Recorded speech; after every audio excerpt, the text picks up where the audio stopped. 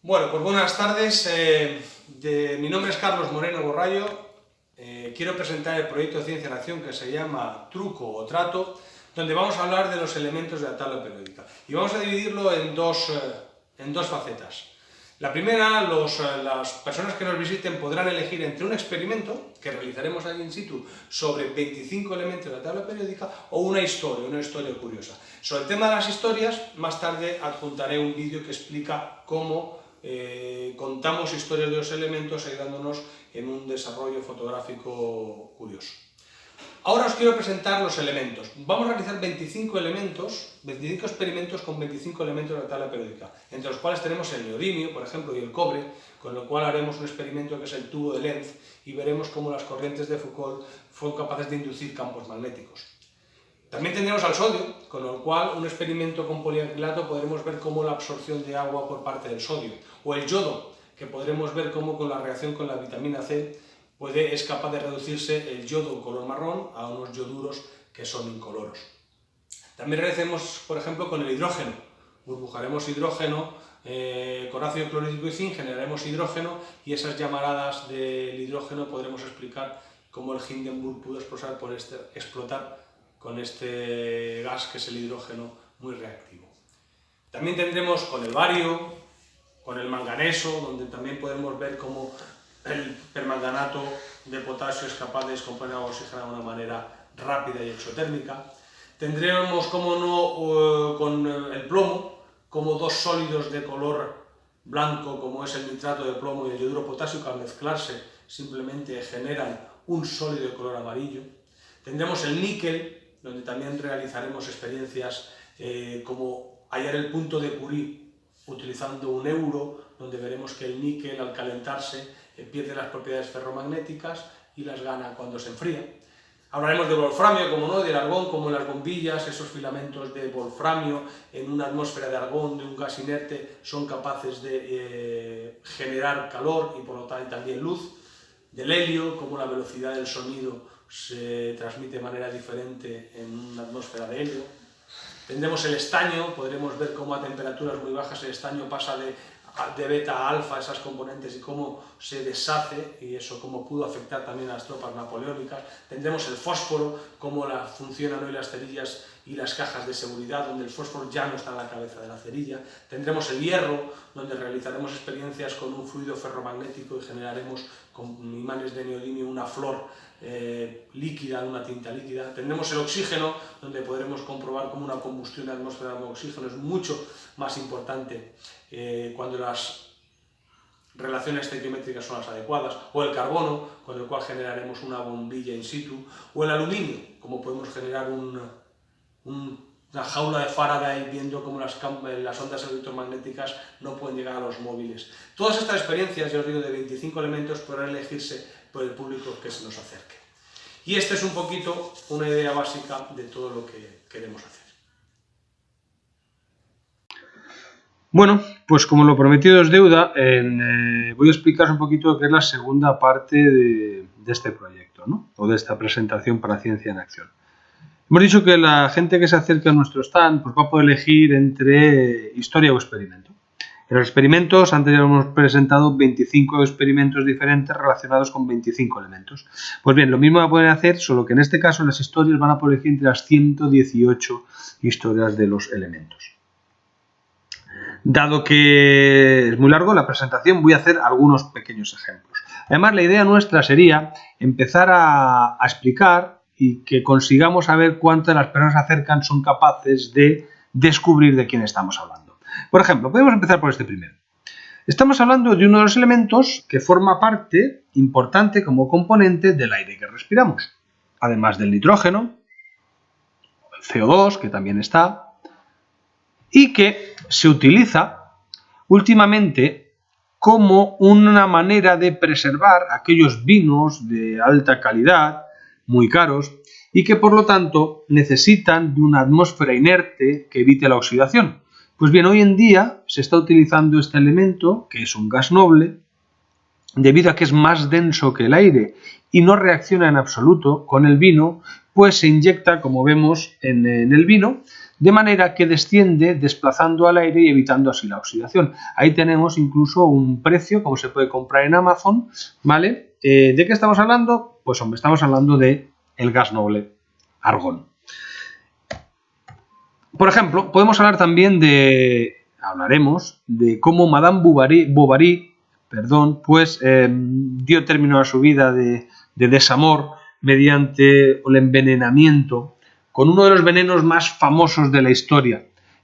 También Napoleón, aquí lo vemos postrado en la cama, se cree que pudo morir envenenado. Años después se encontró que en el pelo de Napoleón había una cantidad excesiva de este elemento. Un elemento que estaba en el siglo XIX muy de moda entre la clase aristocrática y la nobleza, porque el verde de Scheele pues fue un color que realmente rompió la monotonía de los grises. Y el problema es que el verde de Scheele pues tenía también este elemento que se iba pasando a estado vapor de estas pinturas de las paredes y que pudo hacer enloquecer a más de uno por esta inhalación. Pero si hay un caso de envenenamiento, o que al menos a mí me gusta contar, porque además de ser de Valencia, es el de esta señora. Esta señora fue la envenenadora de Valencia y utilizó compuestos de estas sustancias que estaban en un mata hormigas para matar a su señora en este caso y también intentar con su segunda señora.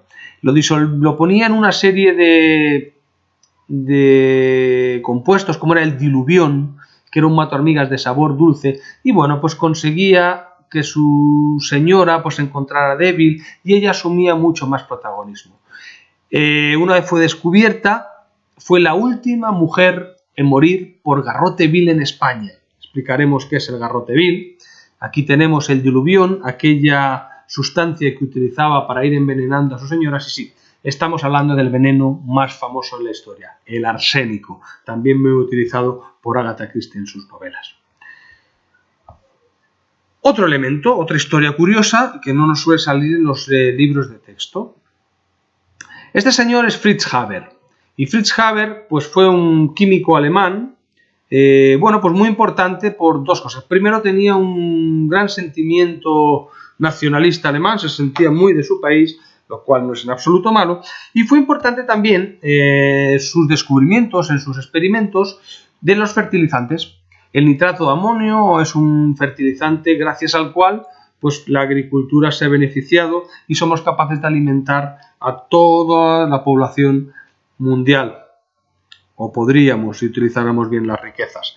Pero dicho esto, Fritz Haber, además de aportaciones muy positivas, que tampoco era lo que iba buscando en principio, él iba siempre trabajando con nitrato para buscar explosivos que pudieran ser utilizados en la guerra, pues tuvo una nefasta aportación en la Primera Guerra Mundial con uno de los primeros gases, el gas cloro, que se pudo utilizar como un gas tóxico irritante y que en la Primera Guerra Mundial, en la famosa guerra de trincheras que se va a llamar, donde no podían ni los aliados ni los alemanes avanzar, se le ocurrió que quizá con este gas, desplazándolo gracias al viento, podía actuar de esta manera tan nefasta, y llegó un momento en el que se oía el grito de gas, gas en las trincheras y todo el mundo debería ponerse sus máscaras porque si no morían por asfixia y por inhalación de cloro. Incluso también, como vemos, se le ponían a los perros o a los animales de carga que utilizaban en la Primera Guerra Mundial. Pues bien, Fritz Haber fue muy importante para el ejército alemán, aunque su mujer, llamada Clara, también química, estuvo muy en contra de las aportaciones de su marido a la guerra utilizando la química. Ella pensaba que la química estaba para hacer el bien de la sociedad, para mejorar la sociedad y no para lo contrario. Muchas discusiones tuvieron hasta que un día un amigo común, al cual Clara presentó a Fritz en una explosión en el laboratorio, trabajando con los explosivos con Fritz Haber, pues murió en sus brazos. Cuando se acercó Fritz Haber, ella se fue al despacho, cogió la pistola de su marido y tras un primer disparo al aire, el segundo se lo disparó en el pecho. Fritz tuvo que elegir al día siguiente entre asistir al entierro de su mujer o asistir a la ya concertada cita en el frente de guerra para probar el cloro. ¿Qué hizo Fritz Haber? Pues lo que todos pensamos y que todos lamentamos. Se fue al frente a seguir probando el gas cloro. Y en esas trincheras tenemos, ahí vemos con una X, había un jovencísimo, con unos 20 años, soldado alemán, que visualizó cómo el gas cloro tenía esas letales propiedades. Este señor se llamaba Adolf de nombre, Hitler de apellido, y que no cabe duda que marcó en su cabeza la utilización del gas para el exterminio, algo que muy probablemente no seguro, utilizó en los campos de concentración. Pues sí, esta es la historia abreviada del cloro. Podemos ir con otros elementos quizá menos trabajados en clase, menos utilizados, que se dan en honor a grandes descubridores. En este caso, como no, la mujer científica más famosa de la historia, Marie Curie, trabajando con su marido Pierre Curie. Los dos trabajaron en el primer premio Nobel que recibieron. Más tarde, Marie Curie, después de la muerte de Pierre Curie, recibiría un segundo premio Nobel de Química. Pues bien, Marie Curie falleció de cáncer trabajando durante mucho tiempo con sustancias radiactivas. Descubrieron el polonio y también el radio. Y su marido, que en principio también parecería que pudiera morir de una afección causada por la radiactividad, pues realmente no, murió de una manera bastante más, no sé si más trágica, pero sí bastante menos predecible. Y es que fue atropellado por un coche de caballos cuando iba quizá un tanto despistado a la hora de cruzar. Bueno, pues en honor al matrimonio Curie tenemos el curio, el número atómico 96. Así tenemos hasta los 118 curiosidades como el descubrimiento de otro elemento. Todos sabemos, o si no sabemos lo explicaremos, que para que se dé nombre a un elemento hay que cumplir algunos requisitos, entre ellos el estar muerto. Pues bien, hubo un señor, aquí lo tenemos, Paul-Émile Lecoq, que era, bueno, se dice de él que era bastante ególatra, tenía una autoestima muy elevada, y entonces el descubrimiento de uno de los elementos pues quiso ponerle el nombre que tenía que ver con su nombre propio, algo que no puede hacerse mientras esté vivo. El Lecoq significa el gallo, estamos hablando del elemento galio, pero él, jugando quizá con las palabras, dijo que no, que realmente el nombre de Galio no era por su nombre, Lecoq, sino en honor a su país, a la Galia. Todos pensaron que, bueno, que aceptamos pulpo como animal de compañía, que entendimos que era realmente por poner un nombre propio suyo a un elemento, pero bueno, ahí coló ese tema.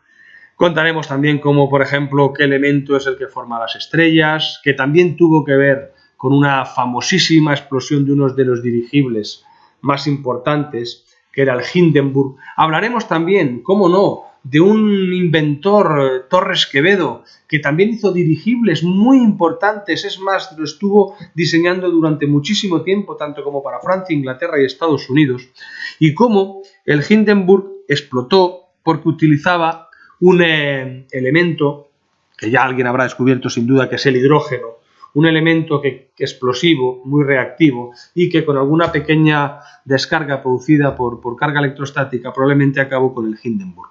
Hablaremos también, por ejemplo, de curiosidades de cómo al principio quiso llamársele a este dirigible Hitler o Alemania, pero Hitler dijo que algo que viajaba por el cielo y que era susceptible de caer no iba a llevar nunca ni su nombre ni el de su país. Bueno, pues ahí podemos presentar, lo hacemos de manera muy abreviada, la historia del hidrógeno. Por supuesto, la del mercurio, cómo se cree que Newton también pudo sufrir cierto envenenamiento por mercurio, sabiendo que trabajaba en la alquimia.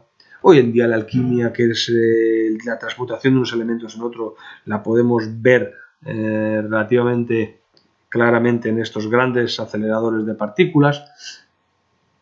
También contar curiosidades, hay algunos ejemplos, como en Alicia en el País de las Maravillas tenemos un personaje que, bueno, que es ciertamente incoherente, como es el sombrerero. Digo el sombrerero, que no el sombrerero loco, porque en ningún sitio se le llama el sombrerero loco, a pesar de que así se muestra. Bueno, ¿por qué? Pues porque precisamente se utilizaban algunas sales de mercurio para tratar las pieles de los sombreros en el siglo XIX, y parece ser pues, que estas inhalaciones de los vapores de mercurio pues, pudieran crear estas locuras, y por eso hay un dicho en el cual se dice que estás más loco que un sombrerero. Ahí tendríamos la historia del mercurio, ¿vale? Y bueno, potasio, por supuesto, como el cianuro de potasio. Hay una historia muy bonita que podremos contar en su momento sobre Alan Turing y por qué el logo de la manzana es el que es. Algo tiene que ver con el potasio. O también como una desgraciada muerte muy reciente de Laura Luelmo, pues el potasio también tiene una historia detrás, porque la concentración de potasio en el humor vítreo, esa concentración puede variar desde el momento, varía desde el momento de la muerte. Por lo tanto, es una prueba muy importante para saber el momento de la muerte y poder trabajar. Se utilizó también en el caso de Laura Luelmo. Y así hasta los 118. No os quiero aburrir más, pero tenemos muchas historias que contar, muchas cosas curiosas sobre el litio, sobre el copernicio, sobre el livermornio, sobre todo lo que creamos oportuno. Y espero que tengamos la opción de contaros todas estas cosas en Alcoy.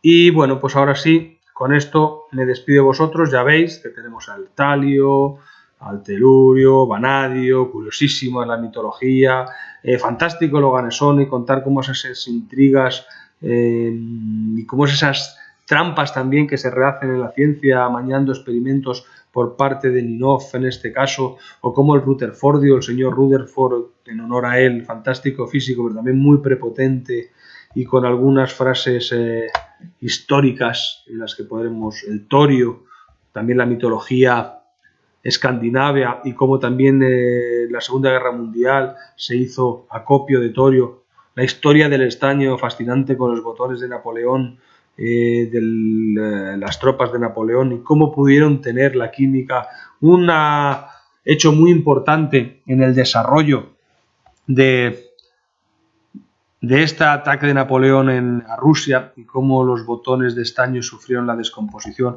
o cómo el radio, fantástica historia de las chicas del radio, y cómo lo fluorescente fascinó durante un tiempo hasta que descubrieron las distintas propiedades del radio. En fin, pequeña lección. De los 118 elementos tendremos historias, de los 118 elementos estarán basados en imágenes que hagan más amena esta presentación, y bueno, simplemente espero que os haya gustado, y si queréis saber más, ya sabéis dónde estamos. Desde Andorra nos desplazaremos a Alcoy o a donde haga falta. Muchas gracias.